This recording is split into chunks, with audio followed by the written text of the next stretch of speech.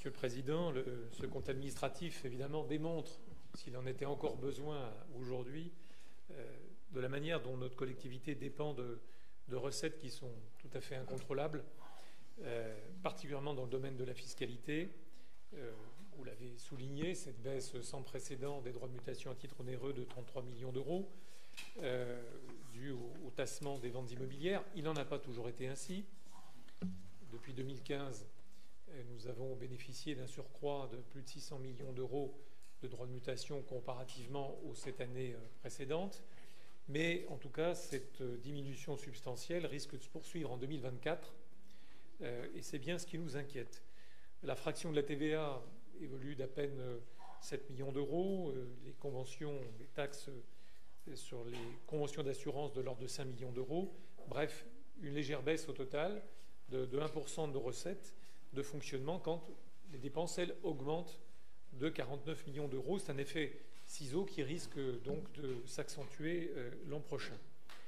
Alors nous n'avons évidemment pas d'autre choix que de nous adapter, mais c'est vrai qu'organiser l'avenir, c'est-à-dire à la fois répondre aux besoins de mobilité et de solidarité, accompagner l'action éducative et les territoires, tout cela évidemment exige une visibilité de la ressource et, autant que faire se peut, une dynamique, a fortiori dans un département tel que le nôtre qui gagne 6 000 habitants chaque année, autant d'administrés qui évidemment demandent services et soutien.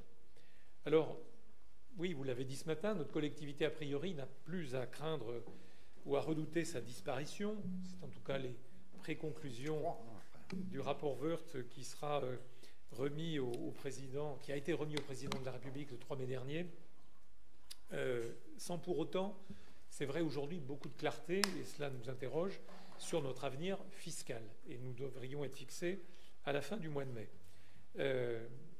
En tout cas, d'après les premières conclusions, c'est vrai, nous ne serions plus bénéficiaires des droits de mutation, remplacés par une fraction de la CSG, et peut-être, je l'ai lu, un pouvoir de taux, dans certains cas, sur un impôt qui risque à définir. Bon.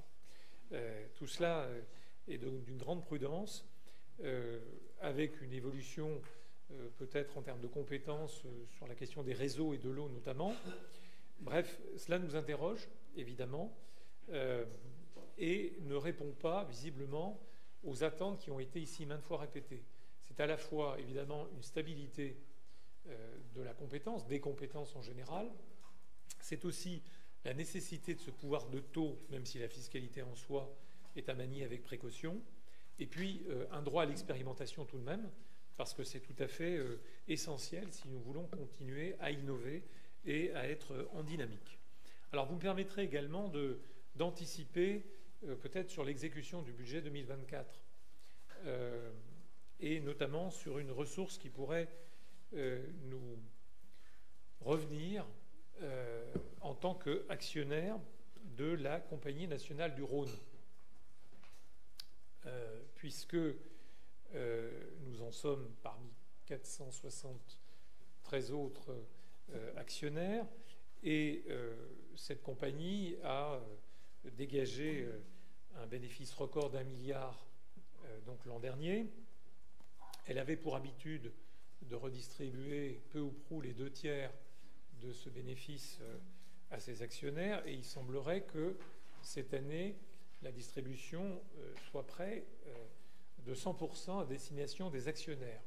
Tout cela suscite beaucoup d'interrogations, beaucoup d'émoi, beaucoup de réactions dans le Landerneau, parce que cette compagnie qui est gestionnaire de 19 barrages connaît des turbulences quand même au plan interne depuis nombre d'années, et puis a surtout de très lourds investissements à réaliser.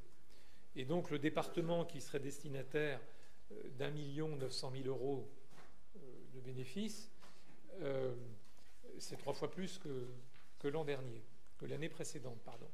Et donc, cette proposition du Conseil de surveillance doit être entérinée le 14 juin prochain par l'Assemblée générale, au sein de laquelle notre collectivité est représentée.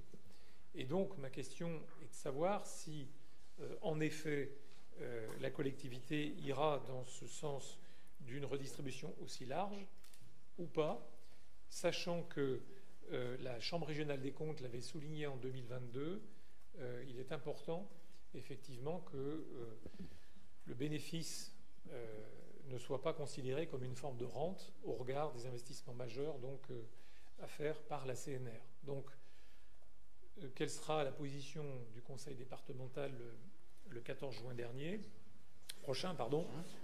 prochain, et par ailleurs, si tant est que cette redistribution se fasse dans ces proportions, en l'occurrence, est-ce que l'on peut avoir l'assurance que ces sommes seraient fléchées vers la transition écologique, énergétique, car nous savons que notre département a beaucoup à faire dans ce domaine. Je vous remercie.